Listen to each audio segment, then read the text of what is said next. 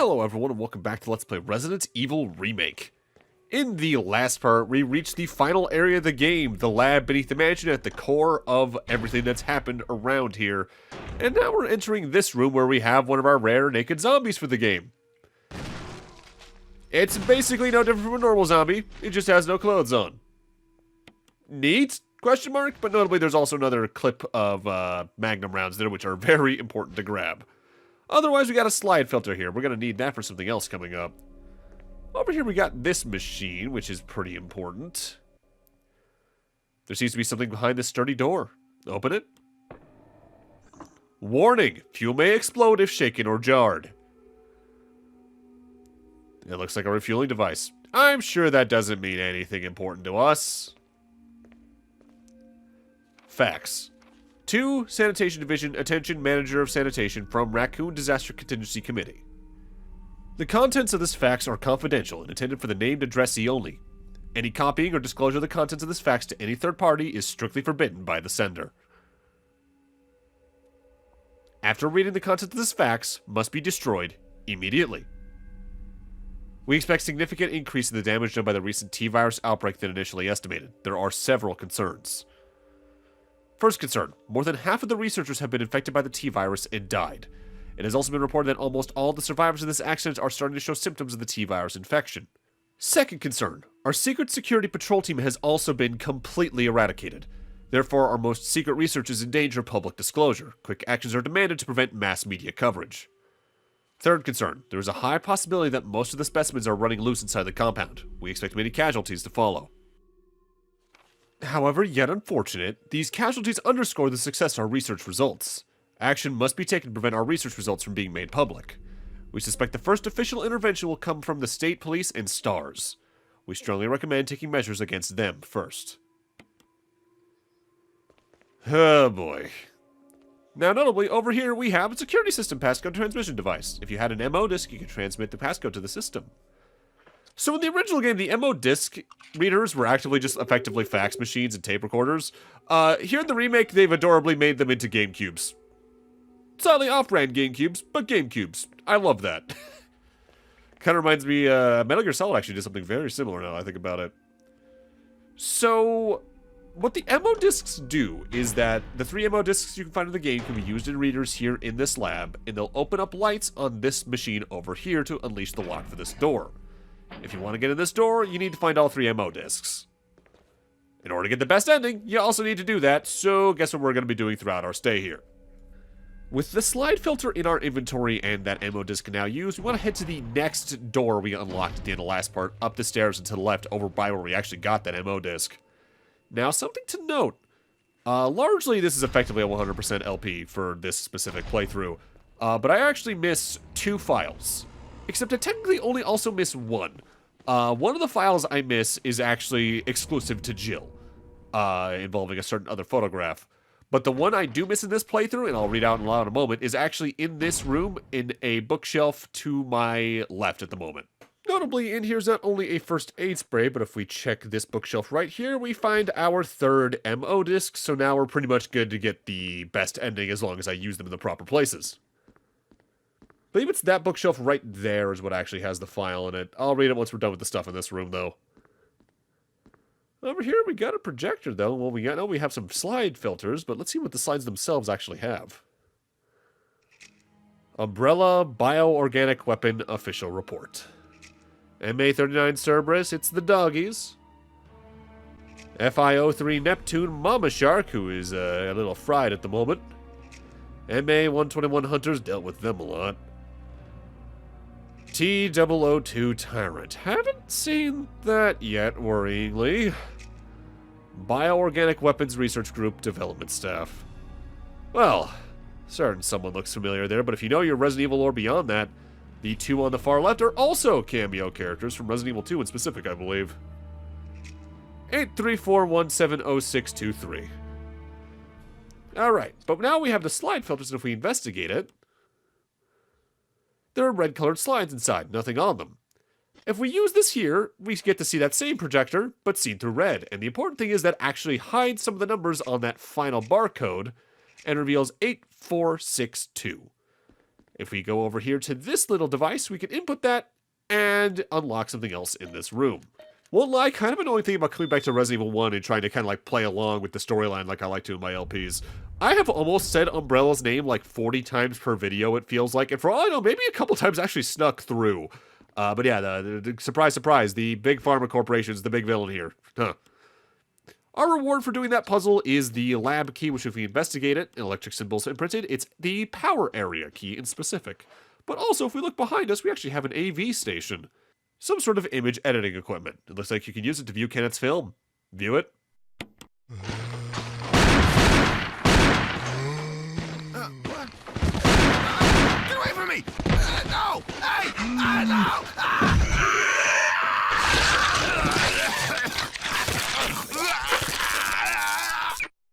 I do find it funny that they effectively moved the original Resi 1's like startup FMV before the title screen into an optional little collectible like that. It also really drives home, man, Kenneth literally dies like 2 minutes after everyone gets here. He could have almost made it out. Almost, maybe, potentially.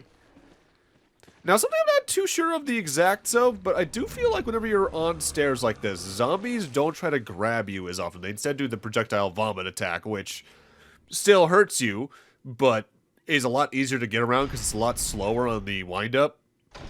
Now, the power area key we just got allows us to open both of the doors here in this room that we couldn't prior. One in the absolute corner, and then the other at the corner of the little central area in the middle of the O shape of this room. You can go into the rooms in either order, but I do recommend no matter what, opening both doors at once just so you can get the key out of your inventory. For how I personally like to play the game, I like to go through the door over here in the center first, but I could recommend going through the one in the corner first to go get a key item that way and then come back this way and clean this up along the way. But it really doesn't matter again because the lab itself isn't that large. So around here we have some bookshelves to push out of the way, and we want to climb through the vents to actually reach the room in question we're looking for here. With that said, if you come into this room first, or if you go into a certain other door beyond the door in the corner of the room, you're going to encounter our last new normal enemy for the game, the Chimeras. They are faster than hunters, slightly weaker, but what's annoying is that they can actually follow you from room to room in the areas where they're actually spawned. Like, they'll follow you in the vents here in this room. They can follow you in vents in other rooms later on in the lab here. It can be kind of dangerous seeming, but ultimately, they're actually, I think, weaker than the hunters even health-wise. A couple of shotgun shells will take them out pretty quickly. Here's our second MO disc reader.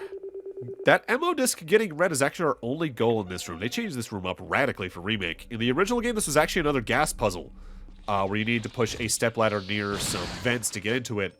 But doing that immediately actually made gas fill the room, so you had to have the holes where the gas leaked out from get covered with boxes first. Effectively, it's the exact same puzzle type that, if you're playing the original, you saw in the room that became the suit of armor puzzle, near where we first met Rebecca and Richard here in Remake as Chris. I get them changing that up, though, a lot, because it actually makes the area have a little bit more of an identity, and you don't have to worry about repeating a puzzle type. Also, notably, the thing about that room is whenever you're going through a vent, you're actually jumping over to another room in the area. Namely, you jump between the room you start in and the one directly to my left, but you actually can't enter that operation room through the door. It's locked. 2 other naked zombies in here. You can kill them. I usually do kill the one that's more directly in my path, but I don't really worry about the one who's in the distance there. Notably, this here is the last safe room in the game. The final item box, the last set of ink ribbons, first aid spray, some shotgun shells, all that jazz. If you didn't save at the start of the lab, I definitely recommend saving here, though.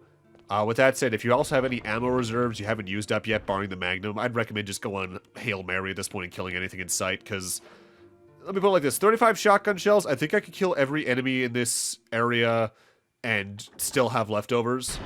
Don't bring out the Magnum yet, but we're getting to the point where you might want to use it. Also, make sure you have that last ammo disc with us, because the last reader is in this direction.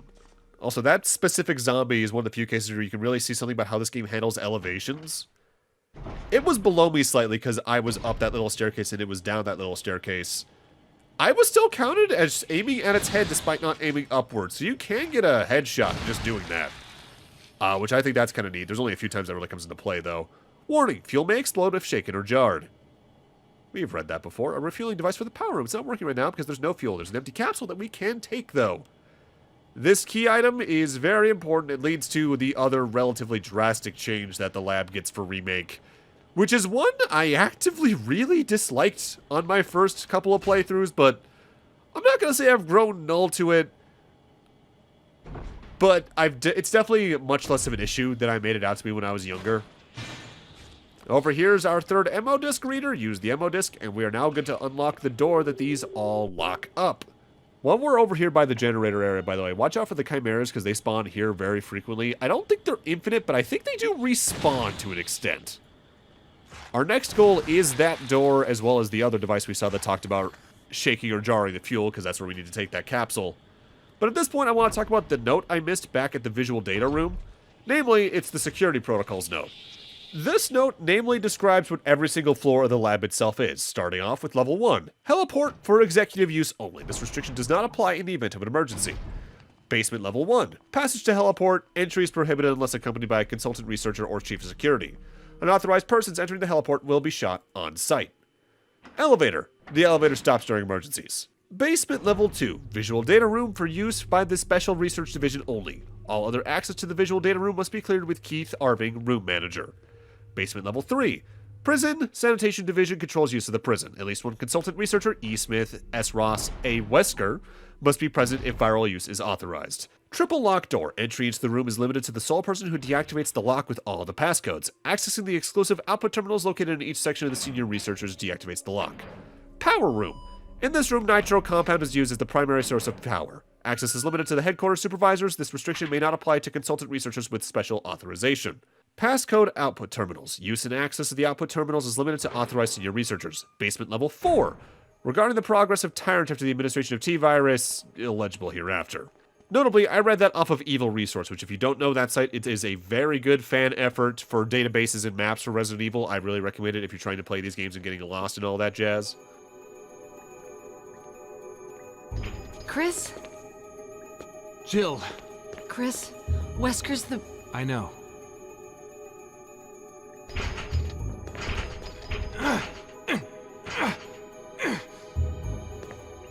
I can't open it. Just wait, I'll be back. Okay.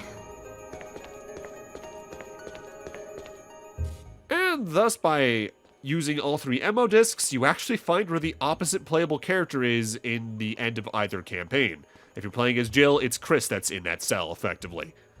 Saving them is part of the best ending. With that said, I think if you just want to save them, you technically don't need to see that cutscene in specific. You can just input all 3 ammo discs and then go get them at the very end of the game rather than seeing that scene first. So now I want to access this room because we got the capsule. We need to fuel it with the fuel that this machine will give it. With that said, as they've warned several times already, this section can be very dangerous. The main ingredient of this fuel appears to be nitro compound. Running could result in a fatal explosion. They're not exaggerating. On our trip back to where we first got the empty capsule a few moments ago, anything that jars you can set the nitro off, killing you instantly. That can be things like firing your weapon, getting attacked by enemies, or even just running for certain periods of time, I believe.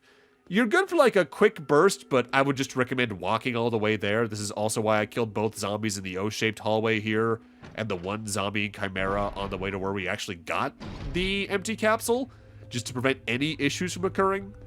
I know there are exact rates known through that strategy guide, but I just forget what they are offhand, so future me will probably be already be going by with those as of the last few seconds. On my first playthrough, I hated this. I thought this was a weird pace breaker, and that it felt unnecessary. But given the size of the lab to begin with, it's really not that big of a deal, and even then, if you kill the enemies along the way, what danger this really could pose is effectively wiped, so it's really not that big of a deal. I think what really makes this less annoying to me nowadays is the scale of the lab itself, because while you are going from one side of it to the other, there's not that many rooms in the way to do so. If, say, we did this in the equivalent lab in Resident Evil 2 and had to do roughly the same idea of one side of the lab to the other, that would be like 3 or 4 times the size, with a lot more enemies that could be annoying and all that. I would hate that a lot more, but thankfully, that was never the case, and it's not the case here. Think of it as a reflecting little walk through nature. By nature, I mean a horrible-smelling, infected laboratory that probably I should wash my hands after touching anything in. What could possibly go wrong? Once we investigate it, we can set the capsule into place, and that powers up the power room. Why did we do that? Well, I technically never showed off why. Namely, in the room prior to this one where the zombie in the distance was, if you went over there, you'll find an elevator, but the elevator doesn't have any power going to it. So, we need to go to the power room to turn it on, but if you don't have any fuel for the power room, you're not going to be able to repower the elevator, now are you? That's just a case where I kind of forgot to go showcase the reason why I'm doing something, which I generally like to do with these Resi LPs, but I won't always. This was a bad idea to grab this flash grenade right now, by the way. Ow, my back! Notably, what's really annoying about the Chimera is that they can climb on the ceiling and grab you. I don't think that's instant kill, but it definitely can do a lot of damage. With that said, it's funny that you can even throw a flash grenade into their mouths like that. Ugh, chunky. On a first playthrough, honestly, I wouldn't recommend going aggro in this area. Not because you don't have the weapon storage for it, probably. More for your time, if anything. Because while the Chimeras are surprisingly fast, the animation they're in when they leap out of a ceiling or a vent, they're locked into until it's completed, and that gives you more than enough time to get some distance between the two of you so that you can get to the nearby door and just leave the area in general. With that switch pressed, power's been restored to the elevator, so we can now go see what lies beyond the thing I never showcased that we had needed to go beyond. And again, since I've been trying to give good recommendations on when to save if you're playing along or if it's your first playthrough, save now, especially if you have lower ammo reserves than I do for your shotgun or especially your Magnum, as we're coming up on the end game, so we're coming up on the final boss fights as well. You're going to want a lot of high stopping power equipment, and you're going to want a lot of healing items in your inventory, to be completely straight with you. Now, I'm bringing just the Magnum with me to the end game, but if you don't have enough ammo for that, I'd recommend what you have for it, as well as the shotgun and some ammo for that as Chris. But depending on what rounds you have left for the grenade launcher as Jill, I'd probably recommend that over the shotgun, as well there's more bullet travel time for it. If memory serves, it has less recoil, so you'll be able to move more immediately after using it, I want to say. But yeah, I'm just bringing the Magnum, its ammo, and 2 healing items with me for max healing. That's all I'm really going to need, because I know the game well enough. But on a first playthrough, you might be a little more rambunctious and need a little more of either in any case. Notably, you do have to investigate the buttons of the elevator to power it up still, because the power's been restored, it's just not turned on yet. And thus, the end game awaits us. Chris! Rebecca! I saw you in the inner garden. I finally caught up. Well, I'm glad you're okay. No more following. Just stay with me, kid. That's my plan, sir. But with that, I'm going to need to end this off here. Thank you guys for watching, and in part 13, the incident that started it all comes to a close. See you guys then.